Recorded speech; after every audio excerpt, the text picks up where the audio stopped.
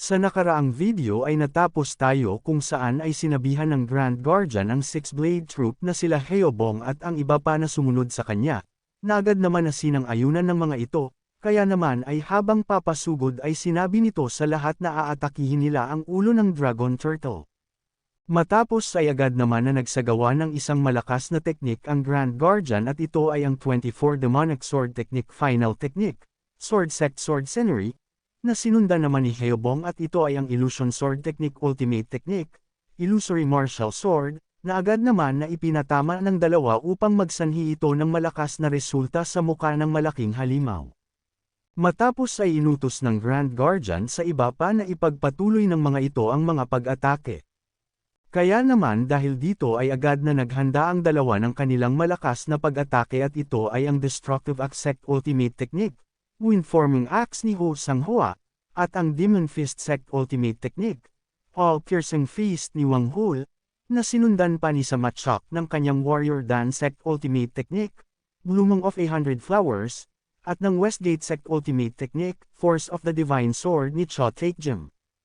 Hindi din nagpahuli si Baekgi at agad na naghanda ng kanyang Pure Kick Sect Ultimate Technique, Whirlwind Kick, at ng Demonic Dragon Palm Sect Ultimate Technique, Understrained Demonic Dragon Force ni Moongyu. Nang matapos ay sabay-sabay naman nilang ipinatama ito sa ulo ng Dragon Turtle upang makaramdam ito ng labis na pagkapinsala sa kanyang ulo. Sa nakikitang ito naman ang anak ng pinuno ng Moyong clan na si Moyong Yu, ay sa isip nito ay namamangha siya dahil saang kahit na ang Dragon Turtle ay hindi magawa ang makaligtas sa mga pag-atake na iyon ng sabay-sabay, at ang demonic cult ay maaaring magawang maputulan ito ng ulo ng ganun lamang kabilis, at mukhang ang kanilang general strategist na si Jaegal at ang kanyang ama ay nag-aalala para sa walang rason sa mga ito. Kaya naman sabi nito na sa tingin niya na ang kanilang panig ay ang mas mahihirapan sa sitwasyon na ito kaya naman ay mas mainam kung babalikan na lamang niya ang mga ito, nang bigla naman siyang napatigil nang marinig ang pagpapalayo ng isa sa Six-Blade Troop dahil sa aatake na ito sa kanila. Nang tignan niya ang sitwasyon ay gulat itong napahinto, dahil sa ang isang ulo ng Dragon Turtle ay nag-iipon ng pambihirang dami ng true energy sa kaniyang katawan. Dahil sa ginagawa naman ng malaking halimaw ay agad na ipinag-utos ng Grand Guardian sa mga ito na agad na lumayo sa halimaw, na agad naman na sinunod ng mga ito, ngunit bigla naman na napahinto si Heobong at si Cho Taekjem, dahil sa hindi na nila pang magagawa ang makaalis sa kanilang kinaroroonan. Dahil dito ay agad naman na napasigaw ang mga kasamahan ng dalawa, ngunit sa isip ng mga ito na huli na para sa kanila ang magawang makatakas, dahil sa mabilis nitong pagkakabitaw ng kanyang inipong napakalakas na atake. Matapos ng ginawang iyon ng Dragon Turtle ay naiwang tulala naman ang ibang mga miyembro ng demonic cult, dahil sa hindi sila makapaniwala sa nagawang iyon ng halimaw, dahil sa nagawa nitong mabura ang isang buong kabundukan gamit lamang ang isang pag-atake. Sa isip naman ni Baekgi ay napapasabi siya na tanging mga abo na lamang ang naiwan mula sa direksyong tinamaan ng pag-atake na iyon, at ang bagay na iyon ay ang bagay na hindi kayang mapahinto gamit ang reflective energy, dahil dito ay napaluhod naman si Moongyu, at malakas na napaiyak dahil sa pagkakawala ni Heobong sa kanila. Nang bigla naman silang natigilan nang narinig nila itong sinasabi na buhay pa siya, kaya naman ay natuwa dito si Moongyu. Agad naman na napasabi si Heobong na inakala nila na iyon na ang kanilang katapusan, at agad na nagpasalamat sa ating bida dahil sa mabilis nitong pagsadyap sa kanila. Nang bigla naman na napalingon sa halimaw ang ating bida, at pinagmamasdan ang ginagawa nito, agad naman na napasabi si Heobong na mukhang muling gagawin nito ang malakas na pag-atake na ginawa niya kanina, kaya naman ay agad nang binitawan ng ating bida ang dalawa. Nang bigla naman na nag-utos ang Grand Guardian at sinabihan ang lahat na bitawan ng mga ito ang lahat ng kanilang mga sandata at manatili lamang sa kanilang kinaroroonan.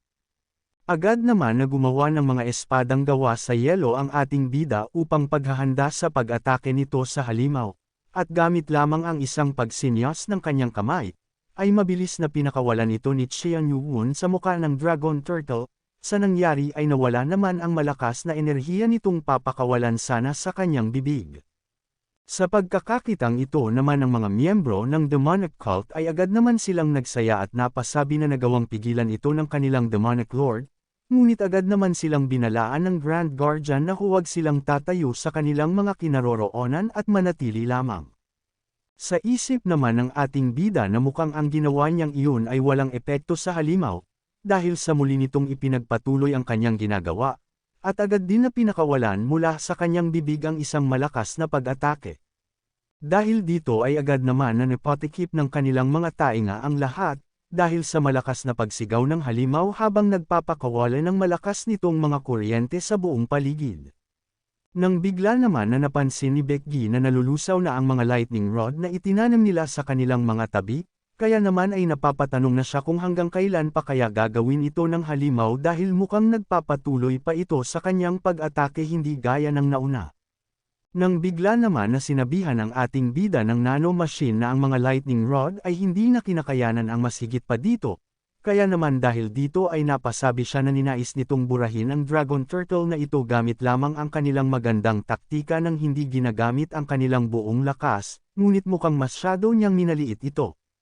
Sabi pa nito na lahat sila ay magagawa na nitong makuryente sa ganitong kalagayan, at ang mga pag-atake ng mga kidlat nito ay masyadong malawak upang gumamit siya ng kanyang formless sword technique. Kaya naman ay tinanong nito ang nanomachine na kung mayroon pa bang paraan upang magawa niyang matapatan ang kanyang mga pinapakawalang malalakas na kidlat.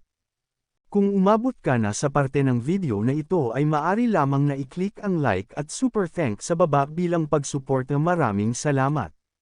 Sabi naman ng nanomachine na kapag ang heat energy ay mas mataas, ay ang rate kung saan ay ang mga atom ay nagba-vibrate ay mas tataas. At ito ay makakaapekto sa paggalaw ng mga electron sa paligid, dahil sa hindi ito magawang maintindihan ng ating bida ay sinabihan nito ang nanomachine na kung maaari ba niyang maipaliwanag ito sa kanya sa madaling paraan. Sabi naman ng nanomachine na kapag mas mataas ang heat energy ay ang pagdaloy ng kuryente ay mapapababa. Subalit sabi nito na maaring maging delikado ito dahil sa ang mga kidlat ng halimaw ay labis na malakas. Dahil dito ay napasabi na lamang si Xian Yuwon na kailangan niyang gawin ito kahit pa napakapanganib nito. Agad naman siyang pinigilan ni Moongyu dahil sa mukhang alam na nito ang gagawin ng ating bida, ngunit sinabihan naman siya nito na huwag siyang lalapit sa kanya, kaya naman ay gamit ang pagkumpas ng kamay nito, ay agad niyang pinaalis ang lahat ng nakapalibot sa kanyang kinaroroonan, dahil dito ay nagulat naman ang lahat sa ginawang ito ng ating bida. Matapos ay nagpalabas naman ito ng malakas na enerhiya, na agad naman na ipinalibot nito sa kanyang buong katawan.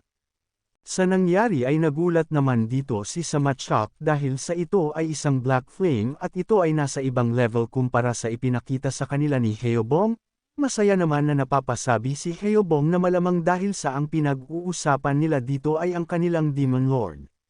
Sa isip naman ng ating bida na totoong nakakaramdam siya na hindi na siya masyadong naaapektuhan ng mga kidlat gamit ito. Bagamat nararamdaman pa din niya ito, ay kaya naman niyang matiis ito, nang bigla naman na napasigaw ang halimaw, at mas tinindihan pa nito ang pagpapakawala ng malalakas na pagkidlat, upang ang kanilang mga lightning rod ay unti-unti nang matuno dahil sa lakas ng mga kuryenteng natatanggap nito, at hindi din nagtagal ay bumigay na ang iba sa mga ito upang magawang matamaan ang ibang mga miyembro ng demonic cult na malapit dito. Sa isip naman ng ating bida ay mukhang nararamdaman ng dragon turtle ang enerhiya ng ibang mythical creature na nagmumula sa kanyang katawan kaya naman ay gumagamit ito ng mas malakas pa na enerhiya, at maaaring mamatay ang kanyang mga kasama kung hindi pa siya magmamadali na kumilos para burahin ito. Nang bigla naman na naghanda ang malaking halimaw upang atakihin na ang ating bida, kaya naman sabi nito na dito na nila tatapusin ito gamit ang pakikipagsabayan ng kanilang mga malakas na pag-atake sa isa't isa. Kaya naman kung gusto mo na masubaybayan ang ating kwento ay i-open mo lang ang notification bell pagkatapos mo na mag-subscribe.